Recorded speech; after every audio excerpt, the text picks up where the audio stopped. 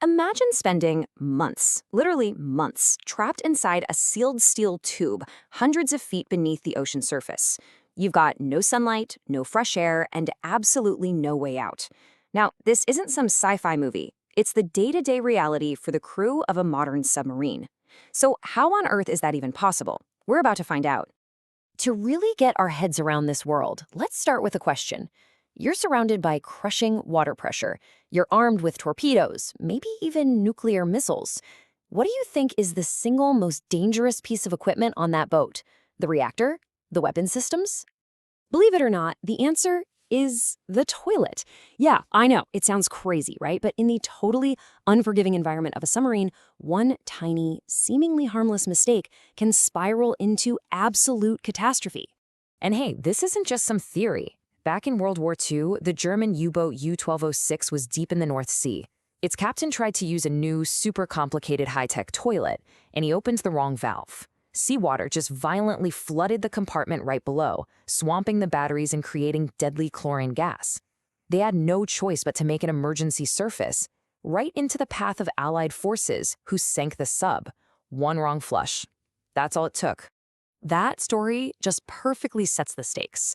But before we even get into all the crazy tech, we have to grasp the first and most constant challenge for every submariner, the crushing confinement. Life on a sub is lived in a space that feels, well, a lot more like a coffin than a ship. Let's put this into perspective for a second. The average prison inmate has about 80 square feet of personal space in their cell. A submariner on a mission, they get just 20. That's it.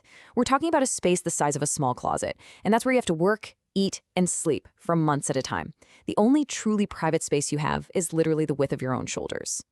There's a saying that submariners have that just perfectly captures this feeling. It really gets to the psychological gut punch of their world. You're sealed in, deep beneath the waves, with the weight of an entire ocean pressing down on you. So how in the world do you fit a crew of over 130 people into such a tiny boat? Well, you get really creative. And you completely, totally abandon any notion of personal space, especially when it comes to something as basic as sleep. The solution is a system called hot bunking. See, submarines almost always have way fewer beds than crew members. You might have a sub with 135 sailors, but only 94 bunks. These bunks are these tiny coffin-like slots stacked 3 high where you can't even sit up straight. And because the crew is working in shifts 24/7, those beds are always in use. So here's how it works. Let's say your 6-hour watch is finally over. You head to your designated bunk and you wake up the person who's sleeping in it. It's their turn to go on watch. They slide out and you immediately climb into the same sheets, which are still warm from their body heat. That's why they call it hot bunking. The bed never gets cold. Your sleep isn't your own. It's just part of the ship's nonstop machine. Okay, so once you've somehow managed the physical challenges, an even tougher battle begins. The one inside your own head. They say a submariner's greatest enemy isn't some other ship, it's their own mind, stuck dealing with months of complete and total isolation. I mean, just think about the psychological pressure. For months on end, you see zero sunlight. You have basically no contact with your family or friends. Every single day, you see the same walls, smell the same recycled air, and stare at the same faces. It's this monotonous, high-stress pressure cooker that's just a perfect breeding ground for depression and anxiety. And of course, it completely destroys your body's natural sleep cycle. So how do you fight back against that? Well, you have to trick your own brain. Submarines create this artificial day-night cycle using the lights. During daytime shifts, the lighting is bright and white, just like daylight, to keep everyone alert. But when it's time to rest, the lights all over the sub are switched to this dim, red glow. That low light is a signal to your body that it's nighttime, helping to regulate sleep patterns in a world that has no sun. Surviving the physical and psychological stuff is one thing, but none of it would even be possible without the incredible technology that turns this sealed metal tube into a tiny, self-sustaining world of its own. Let's start with the most basic thing we need to live: air. A crew of 130 people breathes a ton of oxygen. So the life support systems on a sub have to produce around 78,000 liters of breathable oxygen every single day. And they have to make it all from scratch. It's all done through this really elegant life support triangle. First, to make oxygen, they pull in seawater and use electricity to split the H2O molecules. You get breathable oxygen for the crew and waste hydrogen, which gets safely pumped overboard. But just adding oxygen isn't enough, right? We all exhale toxic carbon dioxide. So for step 2, the air is constantly run through these scrubbers, where a special chemical literally grabs the CO2 out of the air, keeping it safe to breathe. And finally, all the fresh water for drinking, showering, you name it, is made from that very same seawater, purified through distillation or reverse osmosis. Okay, so we've got air to breathe and water to drink. Now you have to deal with the incredibly complex logistics of all the inputs and outputs for over 100 people. And I'm talking about food and waste. On a submarine, food is everything.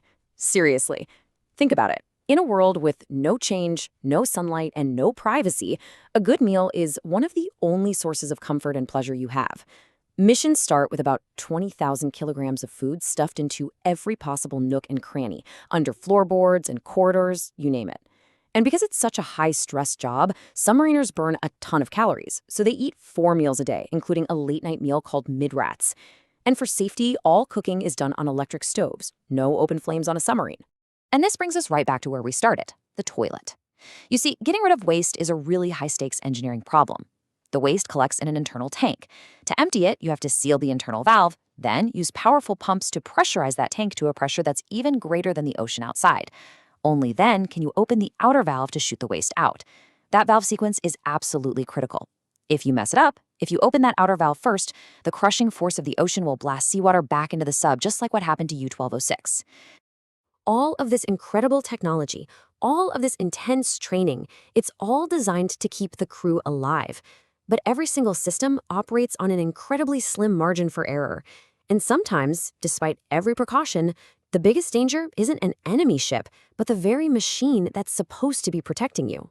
Take the USS Tang. In October 1944, this American submarine fired its very last torpedo at a target. But there was a mechanical failure, and the torpedo's guidance system malfunctioned. Instead of flying straight, it made a sharp, circular turn. Just 20 seconds after it launched, the Tang's own torpedo came right back around and slammed into it, sinking the submarine. A self-inflicted, fatal wound. From a faulty toilet to a malfunctioning torpedo, life on a submarine is just this constant, high-stakes battle against the massive potential of a single mistake. And it leaves you with one final thought. In a sealed world with absolutely no room for error and no possibility of escape, what is the ultimate price of one small human or mechanical failure?